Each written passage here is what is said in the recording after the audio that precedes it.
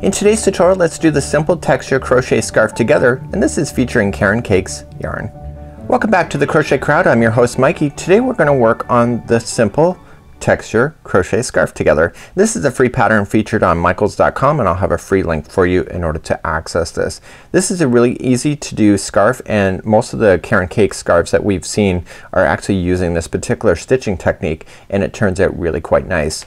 So the advantage with the Caron Cakes, if you look at it, is that there's color transitioning going on inside the ball. It is one continuous strand and it changes color on its own, and it's almost kind of random in some way, but it actually is not. And so it ends up turning into a really amazing looking project, and I think you'll love this. You only need one ball in order to complete, and you'll need a 5mm size H crochet hook today in order to play along. So today's color that I'm working with is called Fairy, and this is part of the Caron Cakes line.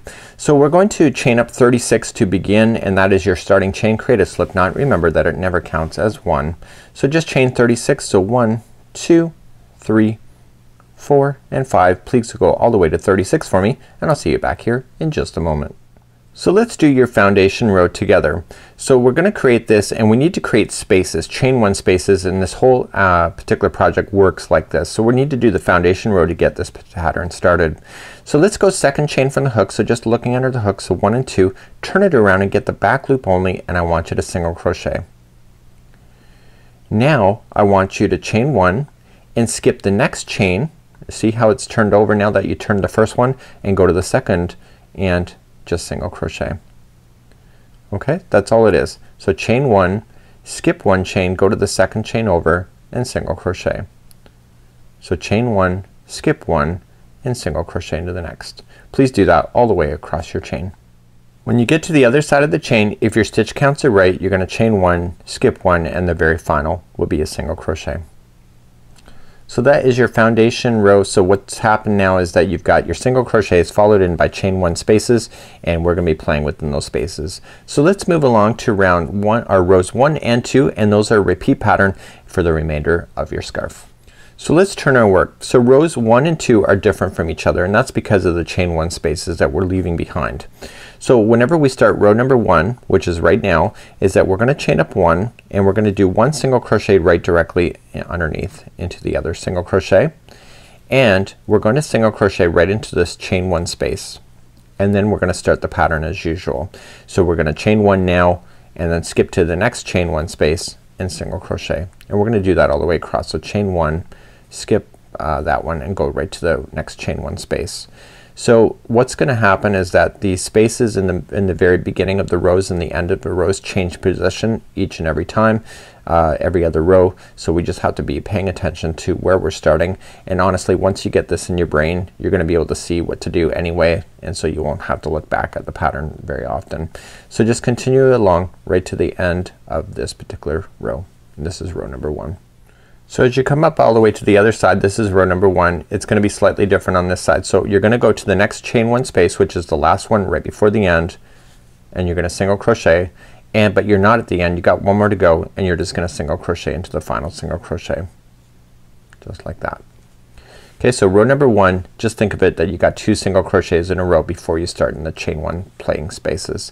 Let's turn our work and go for row number 2. So row number 2 is slightly different, because what's gonna happen is that you got a single crochet right in the second one, and yet you can skip over it. So we're gonna chain up 1 first, single crochet in the first one, and then immediately start what you kinda did already in the chain. So chain 1 and just go to the next chain 1 space over here. So row number 2 of them is kind of actually pretty simple. You just gotta worry about row number 1 and make sure that you keep the pattern consistent. So you're just working in between all the chain 1 spaces followed by chain 1s to separate those so that you have more spaces to work with next time that you would tackle the next row higher. So this is a really fabulous stitch. This is a really well stitched, used on yarnspirations.com.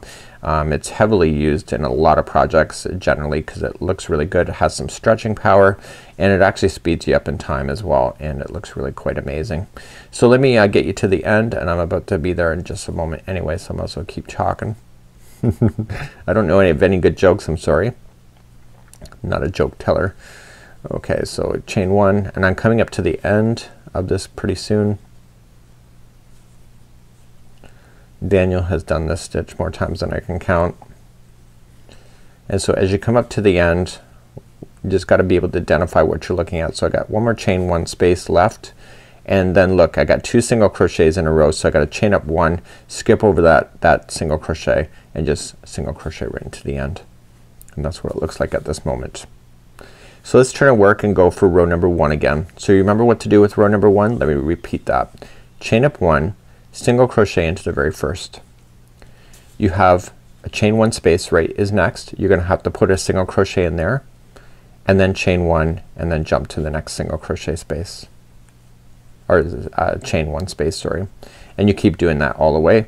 So row number 1, whenever you're doing this row, remember the first 2 are gonna be single crochets, and then you can start playing into the chain 1 spaces, and you're gonna do that all the way across.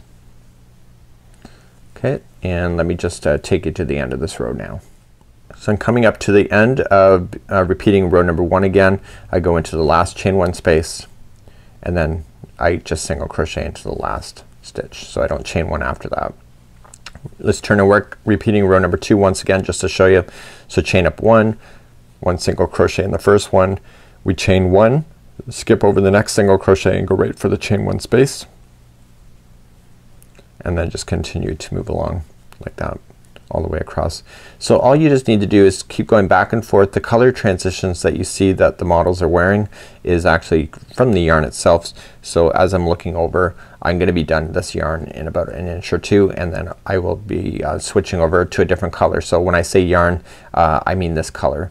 So the balls would transition color on its own in a continuous strand, and it will just kind of work out like magic. The neat thing about it is that it's kind of artistic in some way. It falls where it falls in the colors, and that's kind of a fabulous idea, and a lot of study was done in order to get the right colors to mix with each other to have bold colors but also accent colors, and then in some of the Caron Cakes more neutral color depending on people's outfits and what they prefer to wear on themselves. So that's it for now. This is the Simple Texture Scarf. This is a free pattern featuring the Caron Cakes yarn, and this is a free pattern available on michaels.com.